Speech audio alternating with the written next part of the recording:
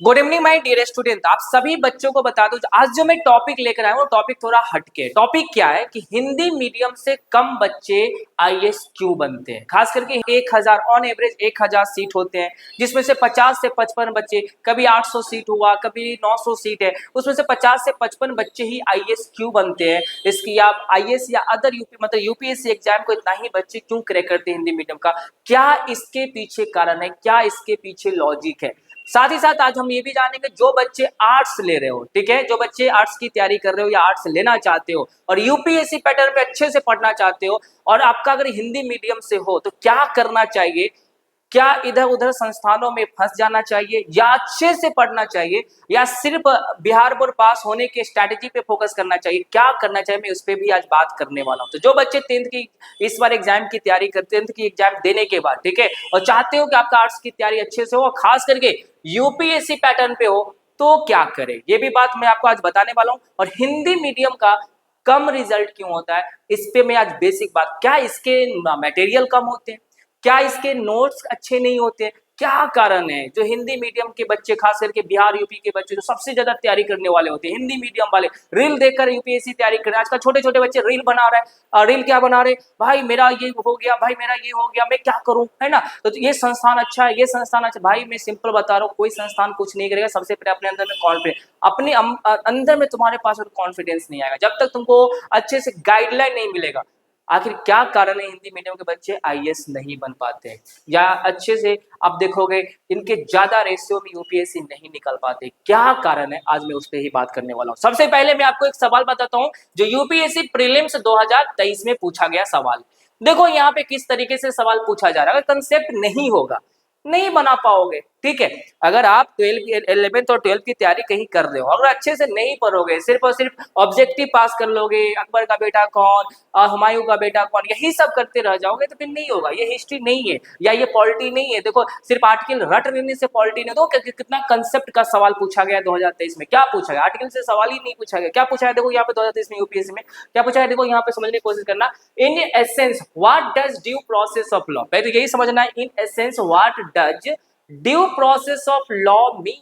Due process of law क्या होता है, विधि का उचित प्रक्रिया का क्या अर्थ है। अब यहाँ पे 4 ऑप्शन दिया गया, कहीं पे आर्टिकल दिया गया है क्या, किस आर्टिकल में ये बात लिखा है, कहीं नहीं दिया गया।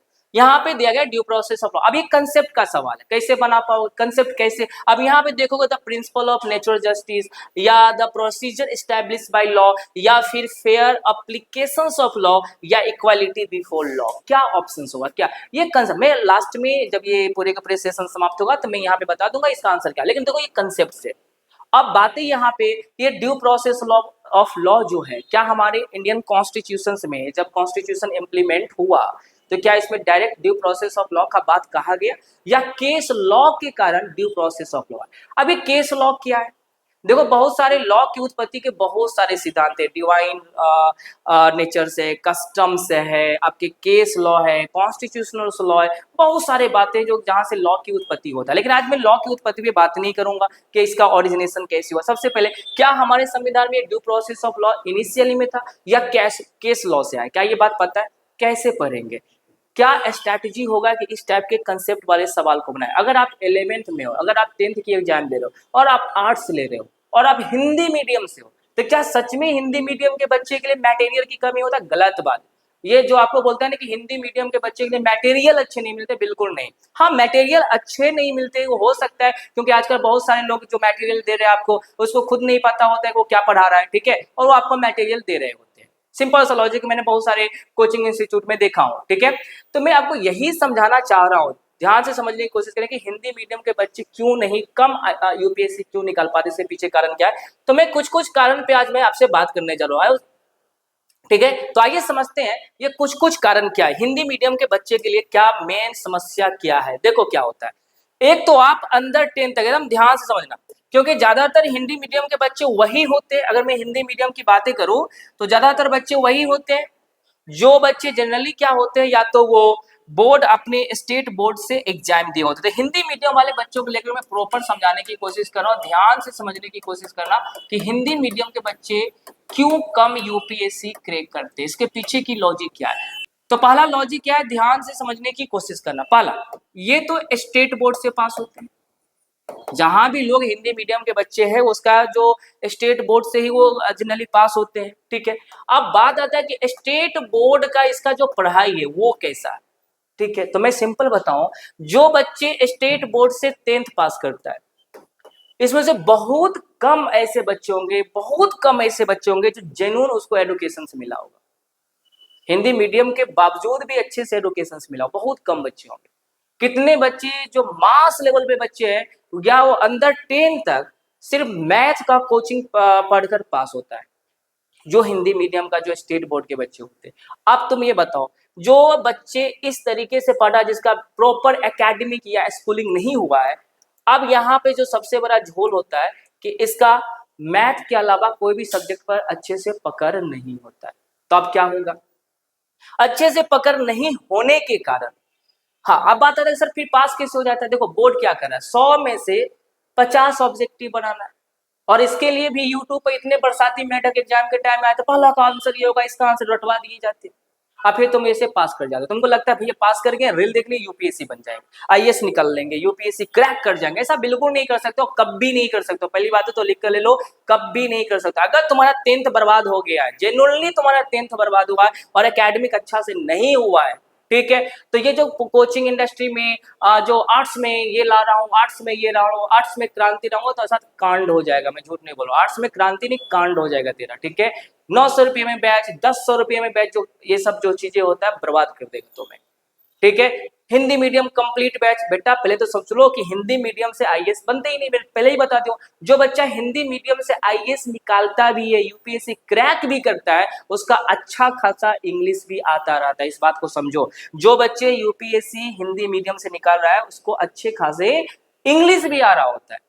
और आप अगर आपका 10th तक आपको जो पढ़ाई है वो अच्छा से हुआ ही नहीं, अब फिर आपका आया 11th और 12th, क्या आएंगे बाबू, 11th और 12th जिसके लिए आपने आर्ट्स लिया, 11th और 12th के लिए आर्ट्स लिया, और इसमें भी जाकर तुम पूरा हिंदी हिंदी कर रहे हो। भाई करो हिंदी हिंदी, अच्छी बात है, तुम हिस्ट्री पढ़ो हिंदी में और हर कुछ हिंदी में सीखने की कोशिश करो, लेकिन साथ साथ तुम इसके लिए थोड़ा थोड़ा मेहनत करो, इंग्लिश भी सीखने की हल्का मेहनत करो, स्टेप बाय स्टेप करो, हर चीज को समझने की कोशिश करो, अपना अंडरस्टैंडिंग की विकसित करो। 11-12 में ये बारीकी सीखेंगे, तुम्हारा एकेडमिक 10th तक अच्छा से। अगर तुम 11-12 नहीं किए अच्छा से पढ़ोगे तो फिर तुम्हारा यूपीएससी तो छोड़ दो, कभी कुछ नहीं होने वाला। हाँ बहुत मेहनत करने के बाद कहीं चपरासी या कभी ग्रुप डी वगैरह नौकरी निकल गया, अभी भी आजकल देख लो कितना कंपटीशन। जैसे देखो अब तुम सोचता हो कि आईआईटी के बच्चे यूपीएससी क्यों निकाल लेते हैं, देखो आईआईटी के बच्चे क्यों, तुमको कोई नहीं बताने वाला क्यों निकालता। देखो एक तो वो 11th-12th में एकदम ध्यान से आईआईटी निकालने के लिए रात दिन मेहनत कर, आज तुमको फिर को बहुत सारे लोग ये बताता तो स्मार्ट स्टडी करो, बेटा स्मार्ट स्टडी नहीं होता। अभी जिस एज में तुम हो ना, तुम्हारा जो एज होगा 12 साल 13 साल 14 साल 15 साल 16 साल, अंडर 20 एज जो होता है वो स्मार्ट स्टडी का एज नहीं होता, वो स्मार्ट मतलब इसको बोलते हैं ना एकदम मेहनत करने का एज होता है स्टडी के प्रति, जितना किताब तुम पढ़ सको, जितना सब कुछ पढ़ सको। स्मार्ट स्टडी कब आता है, जब तुम एग्जाम के नजदीक जब पहुंचे, अब बहुत सारे कुछ तुमने पढ़ लिया है, तब वहां पे स्ट्रैटेजी बनाओ कि अब हमें एग्जाम के पॉइंट ऑफ व्यू से क्या पढ़ना, वहां पे स्मार्ट स्टडी करना होता है। ये जो तुम शुरू से सब कुछ छांटने लगते हो स्मार्ट स्टडी के नाम पे, बर्बाद हो जाओगे बेटा। मेहनत करना पड़ेगा कम से कम 10 घंटा से, अगर तुम नहीं पढ़े हो, अगर तुम्हारा एकेडमिक गोल है। क्या करता है एनआईटी में जो बच्चा यूपीएससी के, जो बच्चा जो इंजीनियरिंग बैकग्राउंड को 11-12 निकालने के लिए रात रात घंटा मेहनत करता है, देखो ना तुम 100 में 100 परसेंटाइल लेकर आता है, 100 में 100 परसेंटाइल। सोचो फिर ये बच्चा कहाँ जाएगा, इंजीनियरिंग बैकग्राउंड में, अब इंजीनियर बनेगा, वहां भी मेहनत करेगा एकेडमी में 4 साल तक, बीटेक में, समझ में आ गया। और उसके बाद फिर वो यूपीएससी की तैयारी, बताओ अब फिर उससे यूपीएससी निकलेगा या नहीं निकलेगा, फर्स्ट अटेम्प्ट में निकलेगा, उसको टेंशन ही नहीं, इतना वो पढ़ चुका है, बस उसको थोड़ा गाइडलाइन मिलेगा, कहानियां डन। समझ में आ गया बेसिक बात है।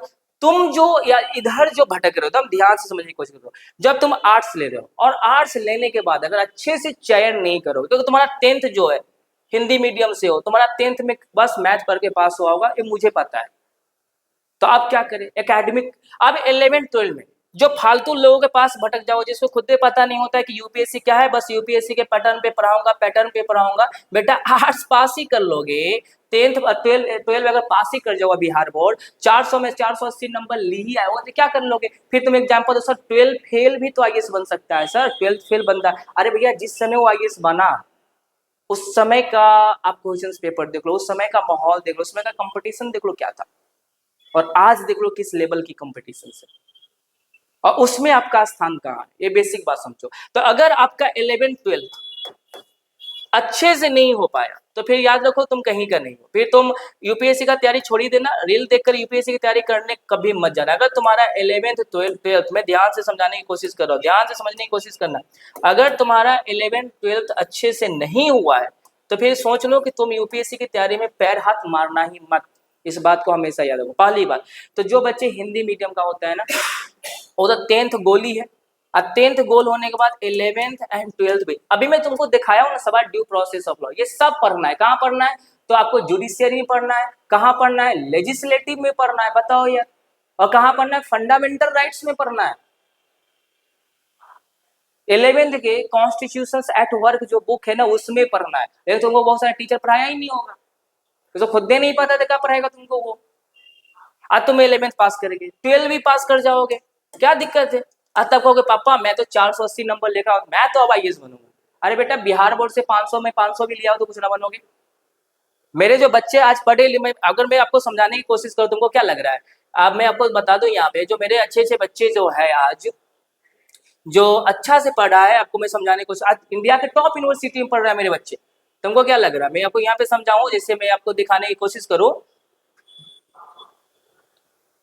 आप यहाँ पे देखोगे, आप यहाँ पे देख पा रहे होंगे ये सब टॉप यूनिवर्सिटी में पढ़ रहा है, देखोगे टॉप यूनिवर्सिटी में बच्चे पढ़ रहे हैं, बीए प्लस बीएड प्रोग्रामिंग कर रहा है, आप देखोगे हंसराज बीएचयू अच्छे अच्छे कॉलेज में पढ़ रहा है। तो अगर आप हिंदी मीडियम के बच्चे हो और 11th-12 भी बर्बाद कर लोगे तो कोई फायदा था। पहली बात समझ में आ गया कि आपको 11th-12 अच्छा करना पड़ेगा, 10th पास कर रहे हो, ठीक है, और 10th पास करने के बाद अगर आप आर्ट्स ले रहे हो तो इस बात को हमेशा याद रखो कि अच्छे संस्थान और अच्छे टीचर की कोशिश करो ढूंढने की, जो तुम्हें एकेडमिक अगर अंदर 10 बर्बाद हो गया। मेरे पास बहुत सारे बच्चे इस बार आए जो बच्चे ये बता रहे कि सर मैं 11th वहां पढ़ा हूँ, मैं 11th, और मैं इससे जब बेसिक पूछ रहा कुछ आ ही नहीं रहा है, तो भैया पास कर जाओ तो क्या करो? तो पहला ही बात है समझ में आ गया।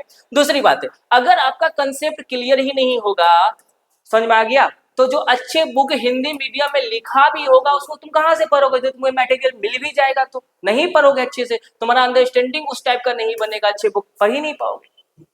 जब नहीं पढ़ोगे तो तुम रेस से धीरे धीरे धीरे धीरे धीरे धीरे बाहर होता चले जाओगे। तो सबसे पहली तुम्हारा जो सबसे बड़ा जरूरत है और जो सबसे बड़ी नीड है कि तुम क्लास 11th एंड 12th, अगर तुम्हारा 10th भी बर्बाद हो गया तो इस पे फोकस करो। अगर इस पे अच्छे से फोकस नहीं होगा तो फिर इस बात को याद रखना, बहुत रेयर बच्चे होंगे जो जाकर उसमें क्वालिफाई कर पाएंगे। तो ये तुम्हारा, अगर तुम आर्ट्स का चयन कर रहे हो और सच में तुम आर्ट्स पढ़ना चाहते हो, ह्यूमैनिटीज पढ़ना चाहते हो, सच में पढ़ना चाहते हो और चाहते हो तुम्हारा यूपीएससी का सवाल चाहे किसी भी पैटर्न पे पूछा जाए 100 में 100 तो कोई नहीं बना सकता, ठीक है, लेकिन हाँ वहां तक पहुंच सके, टैकल कर पाओ तो निष्ठा ये सब पहुंच सकते हो, ठीक है। जहां पे मैं बच्चों को आर्ट्स के साथ साथ सीयूटी वगैरह सब कुछ का तैयारी और आपको पूरे के पूरे रैशनल पैटर्न पे कराता हूँ, ये नहीं कि सीधे आगे और पढ़ा दिया, ऐसा कुछ नहीं। सीयूटी एग्जाम 2025 का एग्जाम हो, चाहे आपको जो भी चीज का तैयारी करना हो, सीयूटी हो, क्लैट हो, चाहे आपका आर्ट्स पेपर की एग्जाम, अगर जो बच्चे इस बार एग्जाम दे रहे हो, मैं ध्यान से समझाने की कोशिश कर रहा हूँ, अगर आप आर्ट्स का चयन किए हो तो आपके लिए बेहतरीन है निष्ठा आर्ट्स, आप हमसे जुड़ सकते हो, जहां पे मैं बच्चों को इस तरीके से चाहे कंसेप्ट वाले सवाल हो चाहे आपका डायरेक्ट फैक्चुअल सवाल हो, सब बनाने की मैं बच्चों को एक एक चीजें मैं यहाँ पे बनवाता हूँ। बेसिक बात है समझ में आ गया, ये नहीं कि सीधे आए सीधे ये क्या होता है, ये क्या कर लेते हो, ये रट लो, ये सब मैं यहाँ पे बिल्कुल नहीं करता हूँ, ठीक है। क्योंकि अगर तुम्हारा 11th-12 बर्बाद हो गया ना बेटा, तो इस बात को हमेशा याद रखना कि तुम रेस से बाहर हो गए, यूपीएससी के रेस से तुम बाहर हो गए। अगर हिंदी मीडियम के बच्चे हो तो इस बात को हमेशा याद रखना कि तुम्हारा 10th का जो एकेडमिक एग्जाम है, 10th जो तुम्हारा वैसे भी बर्बाद होता है, और 11th-12 अगर तुम्हारा बर्बाद हो गया हिंदी मीडियम के बच्चे कि मैं पूरा हिंदी, तो फिर सिंपल एक बात याद रखना, तुम्हारा यूपीएससी के रेस से तुम पहले ही बाहर हो। क्योंकि वहां पे वैसे भी तुम देख लो जो बच्चे यूपीएससी निकाल भी रहा है उसमें से 50 से 55 बच्चे ऐसे जो निकाल भी रहा है, 50 से 55, बाकी तो सब इंग्लिश मीडियम का है, ठीक है। तो आप पढ़ाने वाला संस्थान कितना है इंग्लिश मीडियम हिंदी मीडियम का? इतने सारे संस्थान। तो इस बात को हमेशा याद रखें। गलती कहाँ पे है? क्योंकि बच्चे के लिए हिंदी मीडियम में मटेरियल कहीं अच्छा मिल भी जाता है लेकिन उसका बैकग्राउंड इतने अच्छे नहीं होता। आई होप ये बात समझ में आ गया। तो अगर आप चाहते हो कि निष्ठा आर्ट्स में पढ़ना, ये जो संस्थान है ये भिगनापरी में, और आप हमसे मिल सकते हैं पटना में। आज के लिए यहीं तक। All the best, good day, take care.